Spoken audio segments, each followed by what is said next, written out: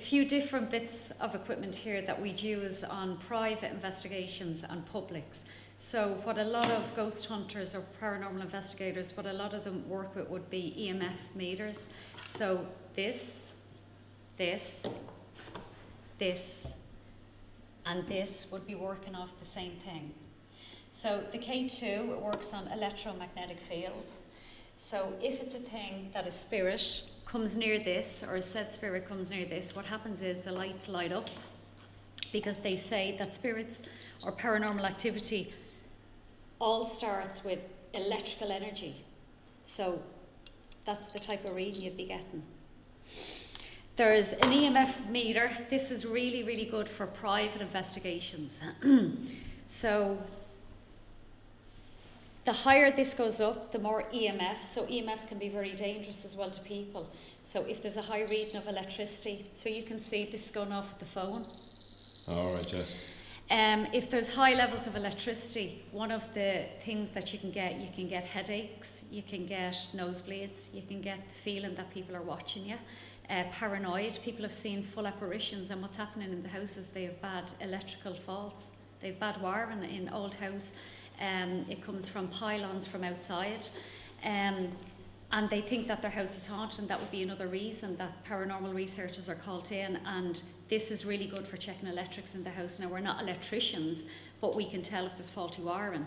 And if there's huge readings of EMF, you can see here, it's sort of spiking 1, 2, 3, not 0.1, 0.2, 0.3.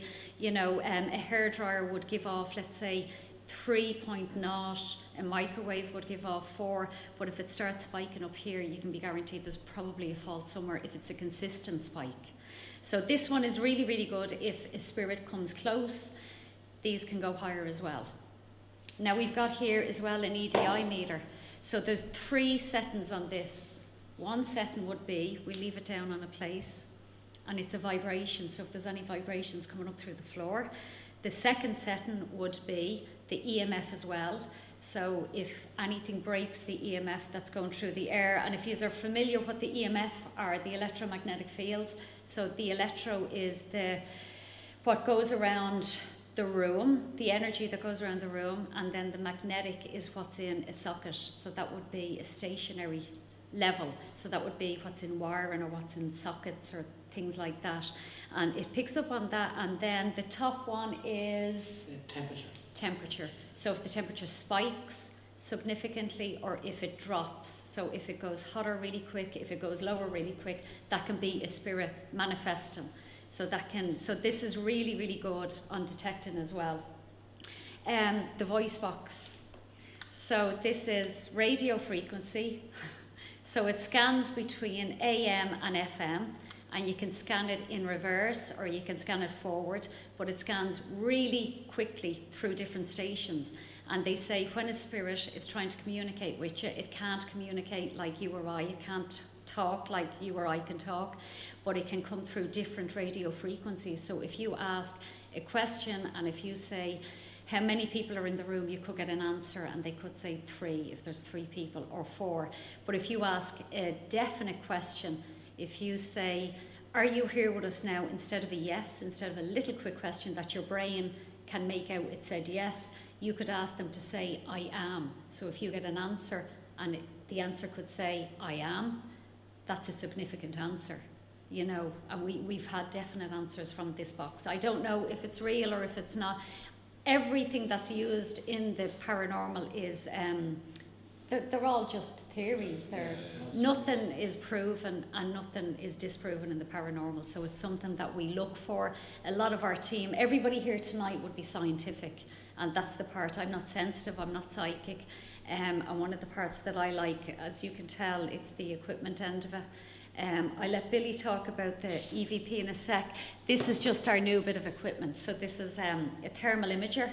So we got this delivered recently. This is really relevant for outdoor investigations if you were in the woods, if you heard things behind you, or drafts. If somebody's in a house and they found that doors were being closed or windows or curtains were moving or anything, this can pick up on drafts, it can pick up on heat, it can pick up on cold spots, animals, mice running around. So this is really, really a brilliant piece of equipment that the team has just got, so we'll be using this here tonight as well. And then the EVP. Yeah, I can use that, yeah. Billy. So basically we have it's a digital recorder, quite similar to the ones that you use. What an EVP is, it's an electromagnetic or electronic voice phenomenon. So basically you won't hear it as you're speaking, but when you play something back, we bring it into Cubase. And it usually in EVPs within the white noise, so it's very low hertz. It's infrasound. You won't hear it with the human ear. So that's fantastic, and we have got some really cool. Now we're not saying they're paranormal, but we've got some EVPs that we can't explain. I went through hours and hours of stuff, even one word, and we just can't explain what they are. I've even downloaded real sounds and tried to add white noise and see can I compare it to that's how technical we get with it, to the EVP we've got. We cannot. There's 3 EVPs that we can't debunk. We can't debunk. We just cannot debunk. One of them was caught here, and it was caught recently, and we think it sounds like a child crying. We can send that file on to you if you want. Definitely send it on to you. We'll send the 3 of them on to you. Yeah. And but the child crying one's fantastic. But there's a new piece of equipment we have here, and it's called. It's actually really spooky when you're. It's actually quite spooky when you're listening to it on the headphones and you hear something back, because you know that there was either nobody in the room, or you were on your own in the room and you hear something answer you back. It's quite disconcerting, especially from my point of view, but because I get to listen to them all the time. We also have a new piece of equipment here, and it's called a gotcha EVP.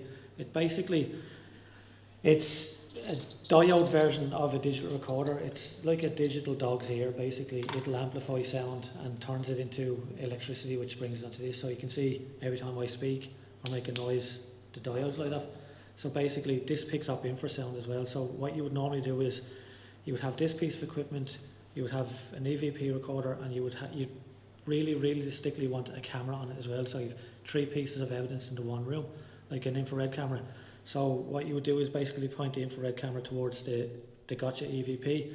You would ask a question and you would wait roughly 20 seconds, and within that 20 seconds, if this lights up, you can tag and say at the time or whatever the date, and say that we might have caught an anomaly that we can play back, instead of listening to hours and hours of stuff because it does, after a while it gets very difficult to listen to it. So it's a fantastic piece of equipment. So that's basically what we have for you tonight, I think. Brilliant. Yeah. And what's the pod? Did I say? The REM pod. That's it's basically, there's an aerial on it. Remember I was saying about the EMFs? It makes its own electromagnetic field, and if anything comes close to it and breaks it, it'll go off. If you switch it on there. So this one sends out its own EMFs, and then if anything comes close or into the vicinity, it picks up. You know, but you have to be very aware that phones can set off all of our equipment. So when we go in, you can put your phone on airplane mode. Okay. Because if you don't, our equipment will go haywire and we'll get false positives. You know what I mean? But that one there, we've got a good, up in the ship area, we've got good responses out of that. Yeah, it's been fantastic up in the ship area.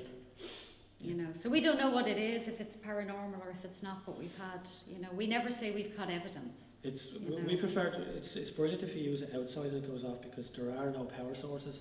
So if anything goes off, when, like the Hellfire Club, for example, which we've been to quite a lot, we've had the K2s one night. We had Tina, I'll tell you, we had 5 K2s in a line, and Tina asked the question, can you walk across the room, and sequentially every single K2 meter went off. The first one went off by itself, stopped the second one. Like, so they didn't go off all at the same time. They went off sequentially, left to right, and then Tina said, can you go backwards, and back towards, and it went sequentially back again. Which is, but I no way of figuring that out. I don't know what would do that. I just don't know, but this entity or whatever it was, it just went sequentially. The first one went, stopped, the second one went, stopped, third one went, fourth one, the fifth one, and then came back again. It was crazy. That's another place again that can be quite, it's a fantastic place. You should go there. I went on a walk up there one day, and it was very bright, so I didn't hang around. We spent a lot of nights up there. That's one of the reasons we got the thermal as well, because we do a lot in the woods behind the Hellfire. There's a lot in the woods behind the Hellfire, so that's why we got the thermal imager. So at least we know if we're on our own. Oh, we also have, which we forgot, our digital thermometers, which are basically the most accurate thermometer you can get. You can pick them up anywhere. Pick them up anywhere. Yeah. So it'll literally, you can see the red light on the wall, so it's picking up temperature of 15 degrees. So normally when we go into a location as well, we'll do a base reading, a base test. So we'll go in, we'll take a temperature reading, we'll take EMF readings, so we see if there are any fluctuations with anything at all. So we always know where we're starting. So we already know this place because we've done base readings here 18 times. So we kind of know the ambient temperatures and stuff like that, and the EMF fields and stuff, where they are, where there's power sources, so we stay away from them. Okay. Perfect. That's Right, I'm going home. I think you should go in there first. Yeah, maybe.